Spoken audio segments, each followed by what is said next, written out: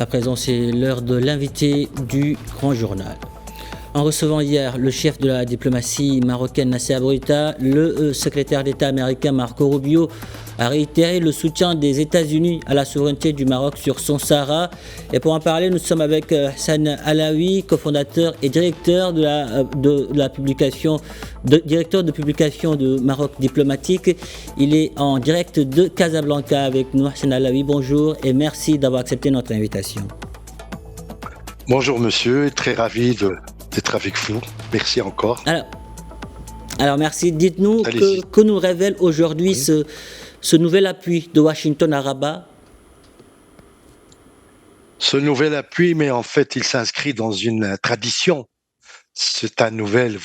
Bon, le mot nouvelle me gêne un peu parce que c'est une continuité historique et logique de toute manière, parce que le Maroc, c'est un partenaire stratégique, géopolitique, un partenaire à tous les niveaux, je veux dire des États-Unis. Et donc, la reconnaissance en 2020 par le président Trump de la souveraineté, je souligne ce mot, n'est-ce pas, du Maroc, je veux dire, sur son Sahara, c'est tout simplement s'inscrit dans ce qu'on peut appeler, je veux dire, une volonté de réaffirmation, ce qui vient d'être fait hier à Washington entre les deux ministres marocains et américains, pour évidemment renforcer cette option qui a été courageusement faite et logiquement, je veux dire raisonnablement, par les États-Unis. Donc, c'est un nouvel. J'aimerais bien sûr, adhérer à ce mot nouvel appui, mais c'est simplement une continuité. Donc, il n'y a pas. C'est une continuité traditionnelle et logique, et donc j'en suis heureux personnellement et je m'en réjouis. Voilà. Alors, si je vous suis, il s'agit d'une relance de la dynamique amorcée par le président Trump lors de son premier mandat, mais avec de nouveaux éléments.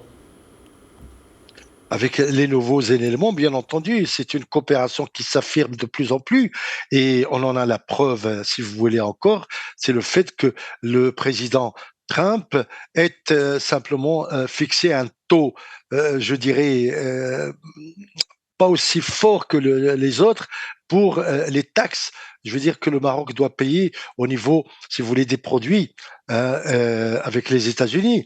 Et donc, c'est un signe aussi que l'amitié est là, hein, et surtout, je répète le mot continuité qui s'inscrit bien entendu dans l'histoire et la mémoire entre les deux peuples.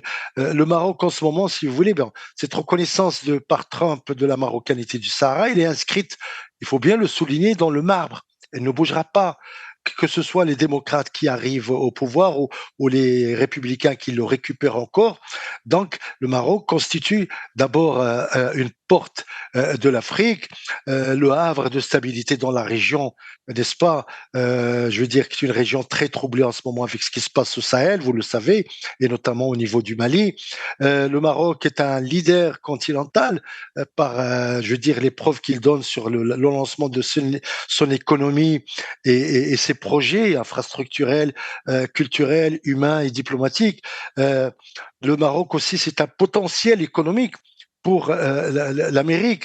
C'est, je dirais, je répéterai, c'est un allié, comme on disait autrefois, un allié des alliés, parce qu'il a pris part pendant la Deuxième Guerre mondiale, ça nous renvoie très loin, aux côtés des Américains, n'est-ce pas? Le Maroc est un membre, bien sûr non intégré, mais un membre important de l'OTAN, parce qu'il travaille bien entendu la main dans la main avec l'OTAN et naturellement les États-Unis. Et qu'est-ce que je dirais? Il y a un accord de libre-échange qui lie le Maroc et les États-Unis qui date donc de 2004 et qui jusqu'à présent, jusqu'à nouvel ordre, n'a pas été dénoncé. Tout simplement, il est au contraire bien réaffirmé, n'est-ce pas, malgré j'allais dire, ce qui se passe au niveau du commerce international et un petit peu de la politique nouvelle, si vous voulez, contractuelle du président Trump. Et je dirais simplement, sur un plan militaire, il y a une coopération avec les exercices, si vous voulez, des troupes américaines et le Maroc. Et je pourrais aller très loin, n'est-ce pas?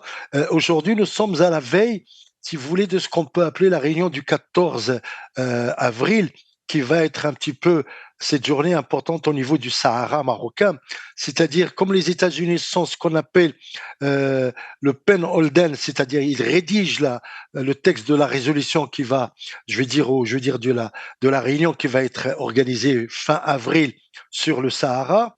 Donc cette position, cette posture donne un crédit et je veux dire une autre dimension, n'est-ce pas, dans la même continuité avec les États-Unis. Et puis, vous savez, ce qui se passe aujourd'hui, Oui. c'est que vous avez vu ce matin, je ne sais pas si vous avez eu le temps de le regarder tout de suite, il y a la réaction du gouvernement algérien à propos de ce soutien renouvelé hier. Donc, ça n'a pas pris 24 heures que déjà le gouvernement algérien dénonce ou croit dénoncer, si vous voulez, ce renouvellement de la confiance américaine et de soutien. Mais alors, ce texte, si vous voulez, ce communiqué algérien, il tombe, je veux dire, très très mal parce que il se caractérise par une série de contradictions malencontreuses et je dirais plus, je vais dire fausses, tout simplement. Parce que si on revient sur les termes de ce communiqué, je trouve que c'est tout simplement une espèce de tromperie, n'est-ce pas? Parce que le dossier du Sahara, comme a toujours dit Sa Majesté Hassan II, Allah yarhamou, et évidemment Sa Majesté Mohamed VI, repose sur la légalité, sur la justice, sur les avis de la Cour internationale de justice, sur l'accord tripartite signé entre le Maroc, l'Espagne et la Mauritanie en 1975, qui a été validé avalisé par, si vous voulez, par l'Assemblée générale des Nations unies en décembre 1975. Et tout ça, si vous voulez, ça rentre en ligne de compte d'une légalité qui donne au Maroc aujourd'hui, si vous voulez, le pouvoir et évidemment l'autorisation de réclamer ses droits et de défendre sa souveraineté sur son territoire, en Justement, dépit de Hassan tout ce Alaoui, que peut toujours oui, concernant la position américaine, il y a les États-Unis américaine. voilà, Elle vient qui de réaffirment, réconforter, voilà, il y a qui les États-Unis réaffirme. qui ont réaffirmé hier leur soutien à la proposition d'autonomie du Maroc, La qualifiée de seule, il sérieuse, dit, crédible et réaliste. Washington le réaffirme encore une fois que ce plan est la seule solution. et la seule, le mot seul compte beaucoup ici. C'est-à-dire qu'il n'y a pas d'autre alternative. Il n'y a rien d'autre qui puisse régler ce différend artificiel que le projet d'autonomie que le Maroc a proposé en avril 2007 et qui a été, je veux dire, validé, je veux dire, entériné par le Conseil de sécurité et par l'Assemblée générale. Il n'y a pas d'autre. D'ailleurs, le mot seul est très significatif à cet égard. Donc, en dehors, si vous voulez, de ce plan d'autonomie, on ne voit pas d'autre solution, on ne voit pas autre chose que simplement de la magouille, et c'est pas, excusez-moi l'expression, et évidemment, je veux dire, la malhonnêteté, tout simplement. Voilà. Et donc, le En mot tout cas, seul est très significatif. pour Allez-y, la oui. porte-parole du département d'État américain, le président Donald Trump exhorte toutes les parties à engager des discussions sans délai en utilisant la proposition d'autonomie du Maroc comme seul cadre afin de négocier une solution mutuellement acceptable tout en exprimant sa disponibilité aussi à faciliter les progrès À vers cet soutenir, objectif. c'est une phrase, Euh, comment d'aller de l'avant se dans posi- ce soutien. justement, comment ce positionnement de Washington peut-il faire avancer le dossier? Eh ben, écoutez, l'ambition de Washington, c'est que, évidemment, c'est de régler tous les problèmes de la Terre sur la planète et tout et tout.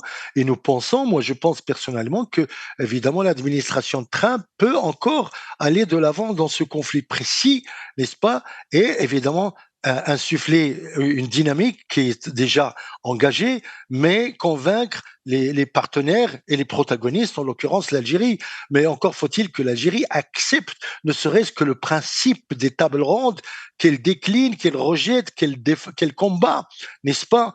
Et donc, la seule solution, c'est naturellement la négociation parce que l'Algérie est partie prenante dans ce problème qu'elle a créé elle-même depuis 1974 et 1975, n'est-ce pas? Malgré les efforts du Conseil de sécurité et de l'Assemblée générale des Nations unies, malgré malgré les reconnaissances successives par la France, n'est-ce pas, les États-Unis bien entendu, l'Espagne surtout, et bientôt peut-être l'Angleterre, n'est-ce pas? Et tout ça, bien entendu, ça joue beaucoup, beaucoup en faveur, si vous voulez, de ce soutien qui vient d'être, une fois encore, et volontairement et délibérément renouvelé officiellement, solennellement, par l'administration Trump, par le gouvernement américain. Voilà. Hassan Alaoui, merci. Merci pour toutes ces précisions. Merci d'avoir répondu à nos questions. Je vous en prie. Merci à vous aussi.